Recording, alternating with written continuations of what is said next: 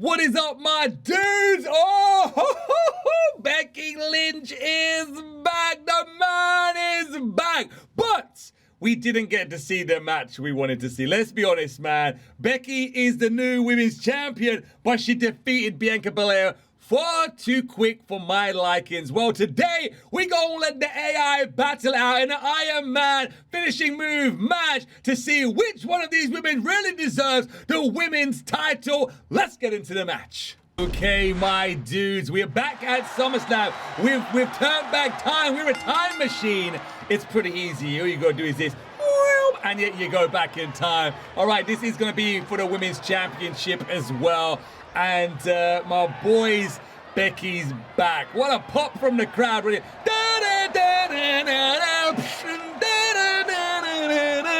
Wow. Yo, there she is. We got the both new attire. Well, we got both the SummerSlam attires for Bianca Belair and Becky Lynch as well. I'm super stoked she's back. Women's division is gonna be heating up. I'll be honest with you, I was a little bit disappointed that we didn't get Sasha and Bianca, because last time they met in the ring, it was fire. It was fire. That match was so good. What I do want to see is, and what I may actually have to do is, Becky versus Bianca Belair versus Sasha Banks. If you guys want to see that triple threat match, let me definitely know in them comments below. You need to hit me up if you want to see that triple threat match. But today, like I said, I'm doing the match that we should have got at SummerSlam. A little bit disappointed that Becky beat Bianca a little bit too quick. I understand the handshake, dirty move there by the man. Straight into the oh man, what's that move called again? The manplex? I don't know what it's called.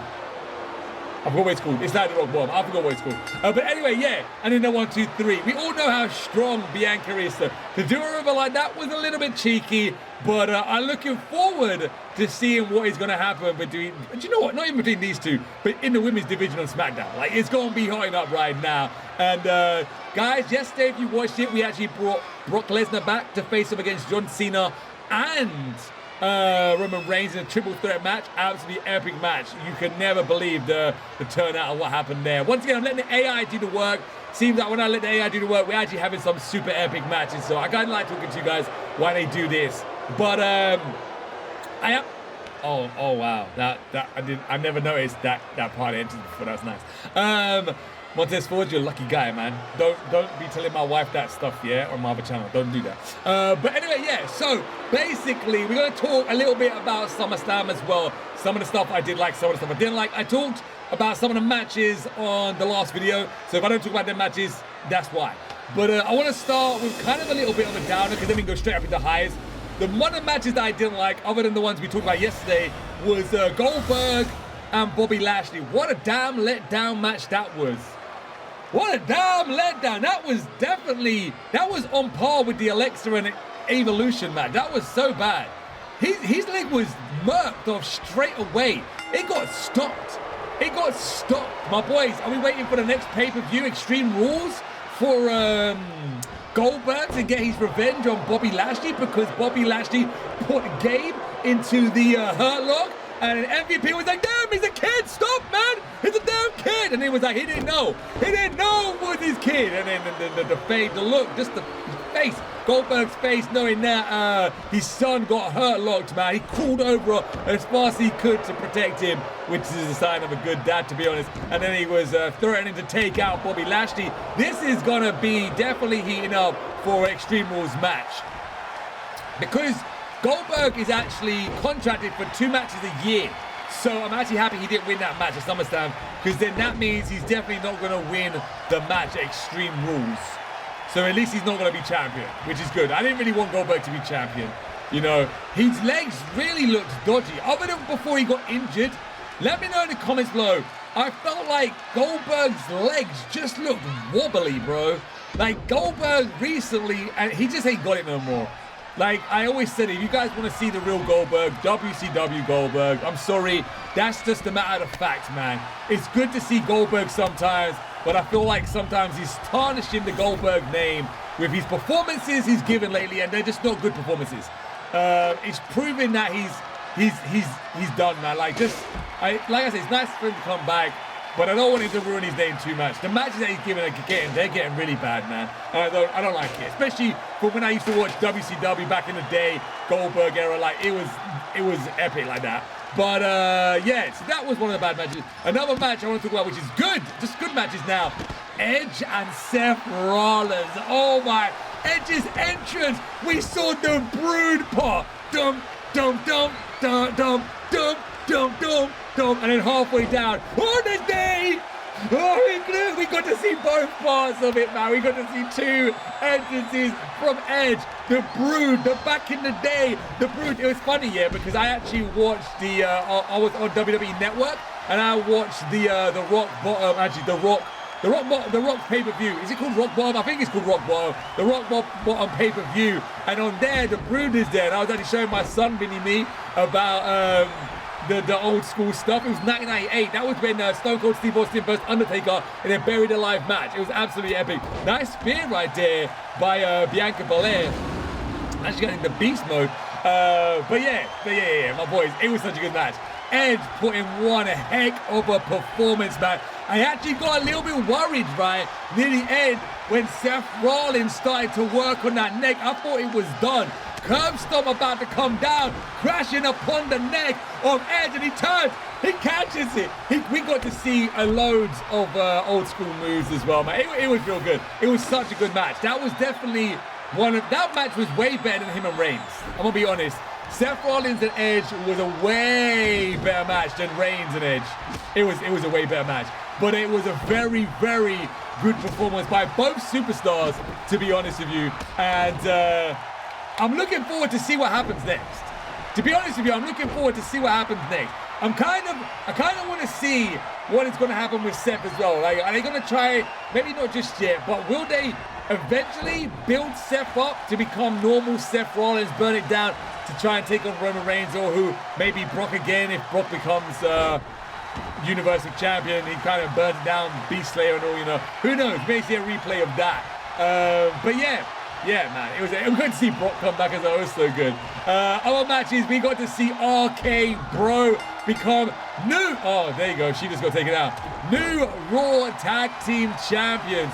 I was actually, I don't know if I was in shock. I kind of thought they were going to win. I feel like it's time for RK Bro to actually be Tag Team Champions. And I'm actually happy that Randy Orton is warming up to the idea now. I like it, man. How long will it last? I don't know. But what would be cool is, I said this before and I'll say it again, just like every now and again, just for the fans' sake, I would like to see Randy Orton hit Matt Riddle with an RKO. Every time. Every night. Every night after they win their matches, Randy's just there and then Matt Riddle's like, yeah, and he's just like, oh, boom, RKO. And he's like, oh, I'm sorry, and picks it back up. My bad, I'm sorry. Just has to hit him with that, and then they make up. Like, I would like to see that. And then maybe just once, a sneaky little RKO by Matt Riddle to Randy Orton. That might be cheeky as well. That could be good. But I like it that RK Bro is back now. It's cool to see. And they're new tag team champions. So what is next for Omos and AJ Styles? Will they stay together? Will WWE make Omos do his own thing and let AJ do his own thing, or will they keep them together? I kind of want to see them kept together because I want to see good tag team matches. Becky's just looking down. Becky, you need to score some points. You know that, right? This is an Iron Man finishing move match. To get points, you need to perform a finishing move. Bianca Belair literally got the point, and Becky so far is just slacking, man. She ain't really doing nothing. Nice move right there by Bianca Belair. As you guys can see, oh, straight in to the post right now. And my boys, SummerSlam. It was good. Like, there was a few downs, but there was a lot of ups as well, which was absolutely phenomenal. One match I actually really liked, which I was surprised I actually liked, which was Nikkis Rhea Ripley and Charlotte Flair. Charlotte Flair becoming the champ. It's like good old times again. Charlotte Flair is Raw's Women's Champion, and we got Becky SmackDown Women's Champion. The old times are back. The old times are back when it's all about Becky and Charlotte again. Maybe they're getting ready for Survivor Series to see once again Becky facing off against Charlotte Flair. Maybe we're going to see it again. Maybe that's what they're warming up to, you know. Survivor Series is where SmackDown basically versus Raw. All the champions are going to go head to head. So maybe they're warming up to another rematch of Charlotte and Becky again. Maybe, just maybe. That would be kind of cool. That would be kind of cool. But yeah, is this the end as well of Nikki Ash? Is it Nikki Ash or Nikki ASH? Is it ASH? I think it's whatever the heck it is, man. I don't know about that gimmick. I felt like the crowd is getting tired of the gimmick as well. I'm going to be honest with you. I feel like the crowd is actually really getting tired of Nikki already. And it's kind of bad, to be honest with you. It is kind of bad. Because she put her heart and soul into doing that. And not even just that. Vince McMahon actually let a superstar do what they wanted to do, which was kind of nice to see Vince doing that. You know, it was kind of cool to actually see Vince McMahon let his superstars have a choice in what they wanted to do. So I kind of don't want it to die down, because it's a start of Vince letting superstars do what they need to do.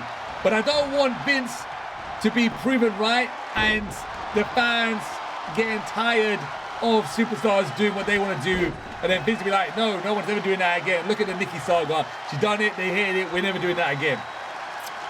I'll be disappointed. I would be very disappointed. But this match right here is definitely one we're going to be looking out for. Bianca Belair is 100% going to want to try and get her championship back without a shadow of a doubt. Like, there is no question about she wants that championship back. Just to look at her face was, I kind of knew that she was going to win, Becky. Becky is not going to return and then not win. It's just not going to happen. It's really honestly not going to happen. Becky, you need to score some points. Becky Lynch really slacking here on the point side of this match.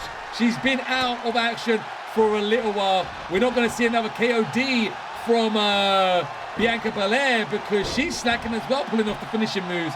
Maybe the AI is keeping this all the way down to the end. There you go, Becky rounding up the crowd right now, but she's stuck on her signature move, so she can't even put it out. It's kind of crazy that AI don't flick between finishes and then signatures, but if she does a signature now, it's her own fault. No, that got...